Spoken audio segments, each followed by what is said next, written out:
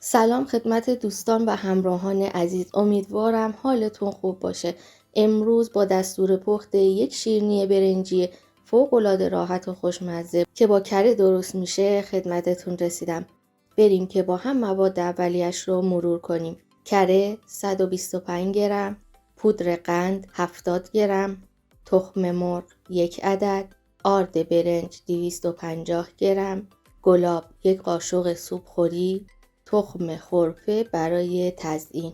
بریم که خمیر این شیرینی رو آماده کنیم. نیم ساعت قبل از شروع کار کره رو از یخچال خارج میکنیم تا به دمای محیط برسه. بعد اون رو داخل ظرف میریزیم و با یک لیسک خوب هم میزنیم تا کاملا از هم باز بشه و سبک بشه.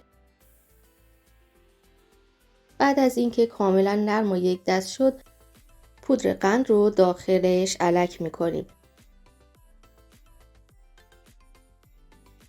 و اونها رو خوب مخلوط میکنیم تا یک دست بشن.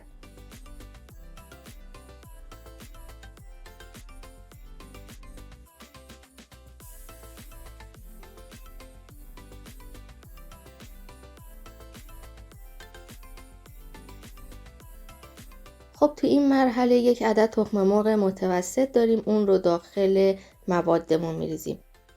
گلاب رو هم اضافه میکنیم و خوب هم میزنیم. بهتره تو این قسمت از همزن دستی استفاده کنید تا تخم مرغ کاملا از هم باز بشه و مواد کاملا یک دست بشن. برای درست کردن این شیرینی نیاز به همزن برقی نداریم. میتونیم این کار رو با دست هم انجام بدید. تو مرحله آخر آرد برنج رو داخل مواد الک میکنیم.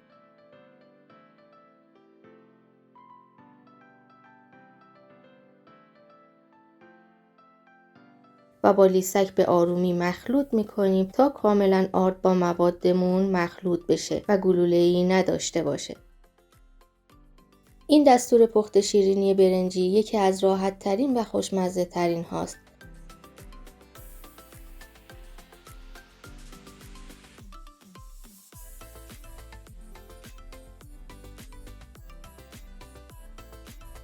خب مواد رو با هم مخلوط میکنیم تا زمانی که وقتی خمیر رو در دستمون گرد میکنیم ترک نخوره. این خمیر نیاز به استراحت نداره. خب بریم که این شیرینی رو قالب بزنیم. کف سینی فر رو با کاغذ روغنی میپوشونیم. حالا با یک قاشق چایخوری از شیرینی ها برمیداریم و در دستمون اونها رو گرد میکنیم و با فاصله داخل سینی میچینیم. نیمی از خمیر رو به همین صورت آماده میکنیم. اگر دوست داشتید شیرینی هاتون بزرگتر باشه با یک قاشق سوپخوری پیمانه کنید.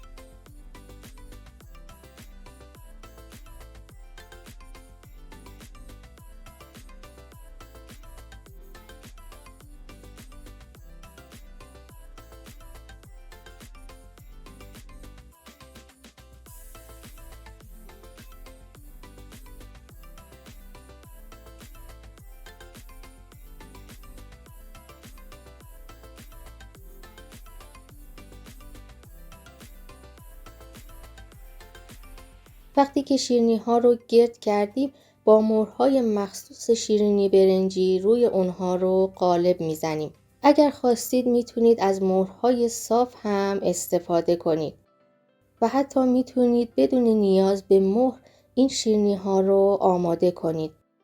اونها رو در دستتون گرد کنید و روی سینی بذارید. اگر خمیر به مهر میچسبه قبل از مهر زدن یک بار داخل آرد برنج بزنید و بعد خمیر رو مهر کنید تا راحت تر از اون جدا بشه. وقتی تمام شیرینی ها رو مهر زدیم، نوک انگشتمون رو کمی خیس میکنیم و داخل تخم خرفه میزنیم و به آرومی انگشتمون رو روی شیرینی ها میزنیم تا تخم خرفه ها به شیرینی ها بچسبن. به همین صورت تمام شیرینی ها رو با تخم خرفه تزیین میکنیم. فر رو با دمای 170 درجه سانتیگراد گرم میکنیم. سینی رو در طبقه وسط فر قرار میدیم تا زمانی که زیر شیرینی ها کمی طلایی بشه. دقت کنید دمای فر اگر زیاد باشه داخل شیرینی ها خمیر میمونن. پس اونها رو با دمای پایین تر و به مدت زمان بیشتر بپزید. خب نیمی دیگه از خمیر رو که کنار گذاشته بودیم با زعفران مخلوط میکنیم و مانند قبل اونها رو آماده میکنیم و به همین صورت میپزیم.